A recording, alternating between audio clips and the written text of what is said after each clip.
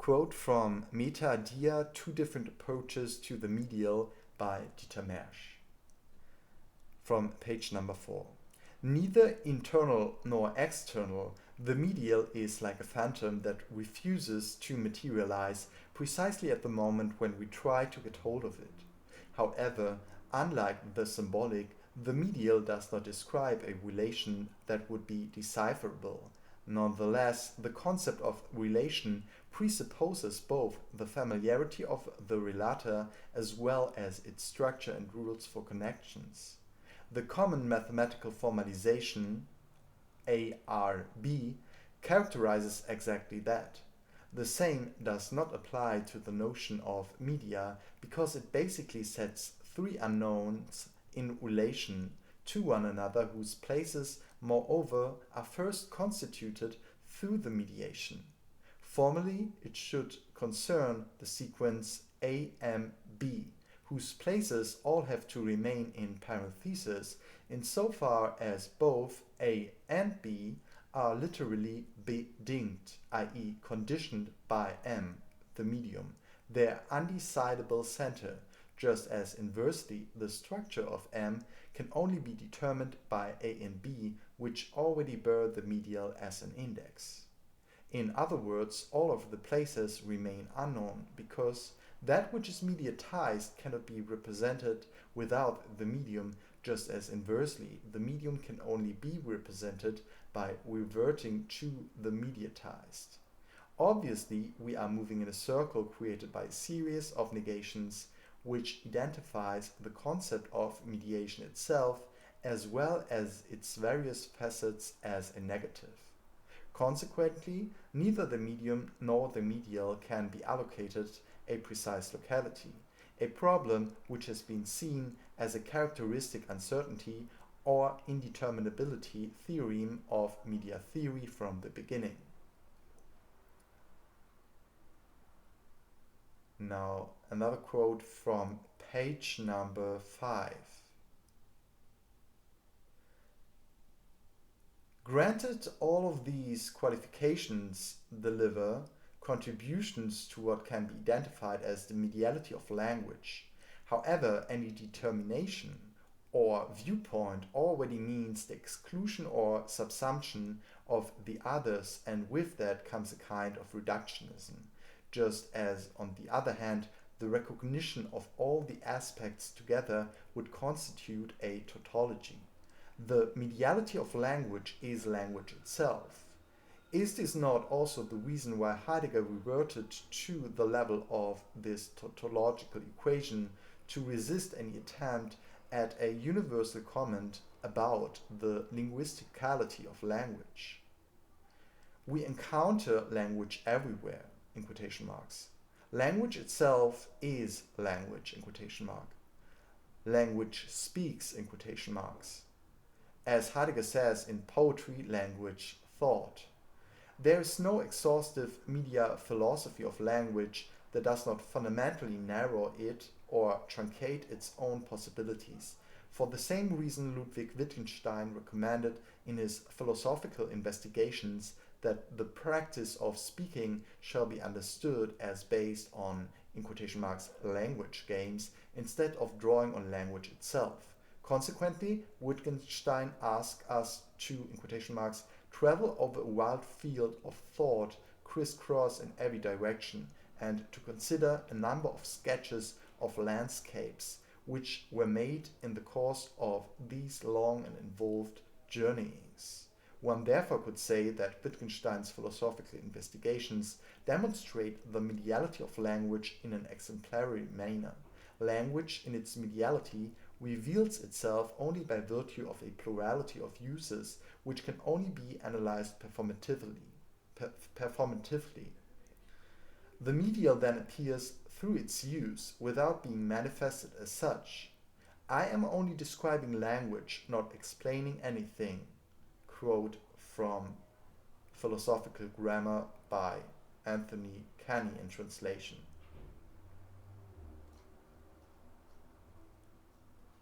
Another quote from page number 16. under the heading Dia versus Meta. If we now turn to the meaning of meta in a narrow sense, its various adverbial and prepositional applications have to be differentiated. Depending on how the expression is used, it connotates after, over there, from, up, in the middle, below, etc. However, every time it implies that a boundary has to be crossed. In particular, the prefix, like the metaphorine itself, implies a transition, thus bridging the disparate, as it were, such that the medial serves as a leap, an irritational place of its non-causal mediation. This applies to the metaphor of the actual transfer to another place, which in turn contains the image of the ferryman who carries passengers over to the Isle of the Dead. Something similar can be said about expressions such as metabalon, meaning displacement, permutation or inversion; metamelos, a change of heart or a transition between notes; or metastasis, a rapid transition to proliferation or migration to a foreign place. There is always the difficulty that the succeeding metaphor has to reconnect the separated, without it being clear what the reconnection actually accomplishes. The concept of media seems to step in precisely at this point, if, according to Tolan and following McLuhan, mediation is determined from the process of metaphorein, then it itself takes on the act of a leap, and with that the unmediated middle. At the same time, we are left in the dark as to where the leap or the mediation occurs, because the leap of mediation cannot itself be mediated. O leap, as Heidegger accurately states, in Identity and Difference, means to let oneself go into an abyss. It is thus striking that we are once again dealing with a metaphorization which itself has already leapt over the possibility of the leap.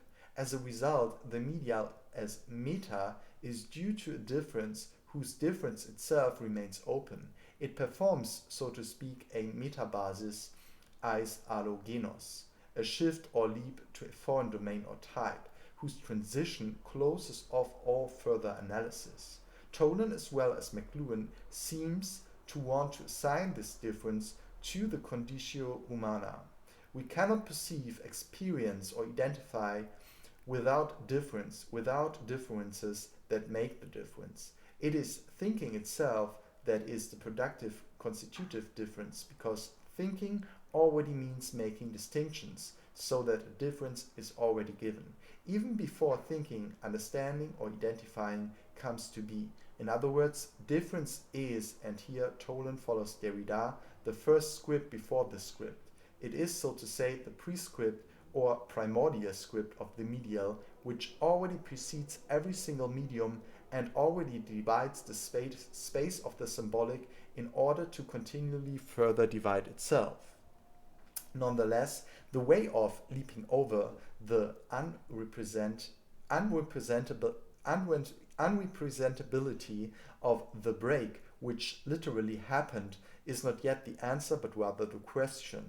This is especially clear with the Latin translation of meta into trans, since every Übersetzung transfere, the embodiment of the medial as translation since Benjamin, performs a leap between the translated languages, which impacts the two, both the one transferred to and the one transferred from. Meta thus literally implies a risk, because there is no criterion, no tertium comparationis, common point for comparison, that can guarantee its success. In the same sense, every transmission transports not only something from one place to another, but also displaces and converts the mission, inscribes into it an alteration. Similar to the way that transformation does not just mean reshaping the form, but also the creation of something completely new in the sense of a metamorphosis. This may explain the many analog expressions available to invoke the central function of the medial in addition to transmissio and transfere. transgression or transposition, as well as transubstantiation, as Jochen Hörig suggested, in view of the Catholic ritual of converting bread and wine. Meta or trans, depending on the language, then expresses more a transcendence than a transcendentality in a philosophical sense, which at the same time inherently contains the seductive idea that meta or trans concern a side of a primordial transformation, be it from matter into an immaterial form, from things into symbols, or from markings on vinyl into sound. One could say that there is a theological moment in the theory of the medial, which in the middle of the figure of the leap and the meta touches upon an enigma in order to defer the mediality of the medium to an unknown, almost uncanny place. In this sense, the concept of media, the way media are constituted, carries the entire burden of all the unresolved riddles of metaphysics, of the chasm between nature and culture, between body and soul, up to the difference between matter and form, meaning and structure, or the line that separates signified and signifier. With one stroke, these seem to disappear as soon as these are related to a third, an in-between, which provides mediation in order to simultaneously fail to do so. Thus, the differentiality of the medial seems to conjure away the mystery of the difference, just as other moments differences return like the undead, because the medium itself, like a black box, is taking on the aura of spectrality. The problem of the medium's constitution cannot be solved in this way. Rather, it seems to be necessary to replace the problematic prefix with another preposition whose direction proceeds less vertically and is less sprunghaft, i.e. is less prone to leaping and thus flatter and more decisive. This leads to a consideration of the materiality of transitions as well as methods of transforming one thing into another through or by means of something else. With through or by means of, here I am referring to that which corresponds to the Latin per, indicated in related expressions like cost per person, miles per hour. Per also in the sense of performare or perlocutionary. The latter referring to the speech act's impacts on language. The Greek expression dia would be allocated to it, which also means through or by means of, and which differs only at times from meta in nuance. For example, diapraxis for mediation itself, in addition to hermenoin, or dialethein, for the equalization, the reconciliation of two persons. Moreover, diaharesis for separating or differing, diathesis for arranging and classifying or splitting and removing, diabasis for a bridge's passageway, and also diurix for the canal, the literal process of burrowing. All of these examples are related to the Bedingungen, conditions, as they are literally conditioned by something real, which actualizes them, thus making possible an inner connection, a space. The prefixes and prepositions that I have listed here take on a far greater role as it initially appears when applied to the medial. Persona thus refers to the mediality of the mask, by which the voice articulates itself through or by means of, per sound, sono. Similarly, the perspective means to see through, by means of a mathematical structure rather than a transparency. The same holds true for the Platonian dialogoi, the speaking through, dialogisomai, which actualizes a discussion by means of logos in order to see a way through the divided truth of a thought or conviction. Dialegerin also means interpreting a text or remark through its being read in a specific way. One can say the same for thinking, dianoia, in the sense of an understanding by virtue of the nous and its analytical abilities, as well as for diaphora, the dispersion or spreading that is reminiscent of the seed and semen, i.e. the primal scene of dissemination. A difference or a separation thus underlies all these forms, however in such a way that this difference is never elided, but rather is worked through by means of poiesis and its material conditions.